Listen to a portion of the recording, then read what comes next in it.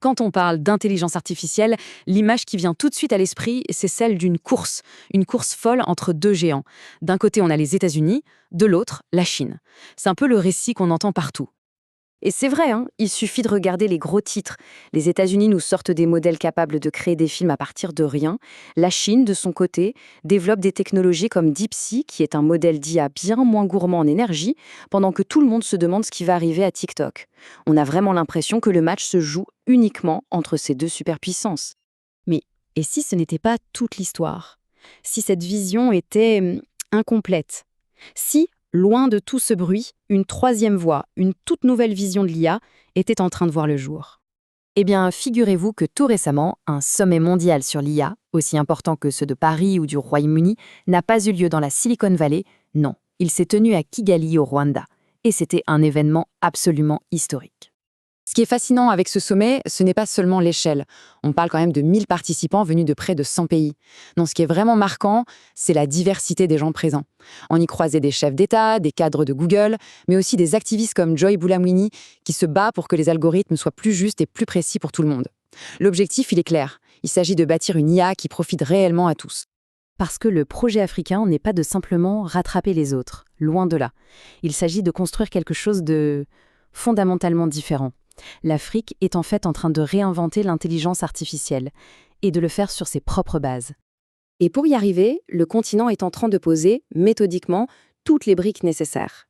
Ça commence bien sûr par la puissance de calcul, avec des investissements massifs en processeurs. Ensuite, un point absolument crucial, la souveraineté des données, pour que l'IA soit nourrie par les réalités locales. On y ajoute la richesse linguistique, en développant des modèles qui parlent plusieurs langues. Et le tout repose sur des principes fondateurs très forts. Et vous allez voir, ces principes changent tout. Alors que certains modèles sont critiqués pour leurs biais, des organisations comme l'Algorithmic Justice League font de la lutte contre les discriminations une priorité absolue. Des projets comme Masakan ou les Slapaz, qui créent par exemple des dessins animés dans les langues africaines, célèbrent la diversité. Et surtout, une attention toute particulière est portée à la consommation d'énergie et à la pertinence locale des solutions. Mais attention, ces principes ne sont pas juste de belles idées sur le papier. Ils sont portés par des personnes, des innovatrices et des innovateurs qui construisent, concrètement, cette nouvelle IA. Prenez Kate Kakolot, par exemple. Sa philosophie est à la fois simple et incroyablement puissante. Elle dit que toute grande transformation économique part de données de haute qualité.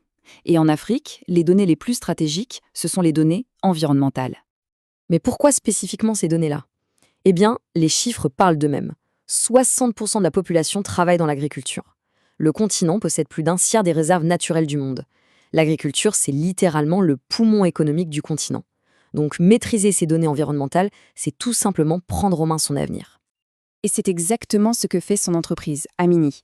Elle prend les images satellites de la NASA, elle les combine à de l'IA, et elle transforme ces données brutes en informations utiles qui permettent ensuite de créer des solutions sur mesure, pour les agriculteurs, pour la gestion des ressources, pour le développement. Et Kate Kakolot est loin, très loin d'être la seule. À ses côtés, on a des projets comme Africa Climate AI, menés par des chercheuses comme Sabrina Amrouche, qui se servent des données locales pour anticiper les catastrophes climatiques. Ou encore les créatrices des LAPAS, qui se battent pour la diversité linguistique. C'est un mouvement qui est vaste et incroyablement dynamique. Alors, on pourrait se dire que tout ça, ça ne concerne que l'Afrique. Mais ce serait une grave erreur. Ce qui se joue en ce moment sur le continent, ça a des implications profondes pour nous tous, pour le reste du monde. Et c'est là qu'on voit une différence de vision qui est fondamentale. Pendant que les modèles des géants de la tech sont souvent pointés du doigt pour leur consommation d'énergie complètement folle, le mouvement africain, lui, y place la durabilité et la réponse au changement climatique au cœur même de sa démarche. En fait, le monde entier a des leçons à en tirer. Les solutions climatiques développées au Kenya, par exemple, peuvent inspirer des réponses en Asie. Le fait de se concentrer sur une IA verte, c'est un modèle pour toute l'industrie. Et alors qu'une étude récente montrait que l'IA menace surtout les emplois des femmes, eh bien en Afrique, ce sont justement des chercheuses qui sont à l'avant-garde de ce mouvement, en train de construire un avenir plus équitable.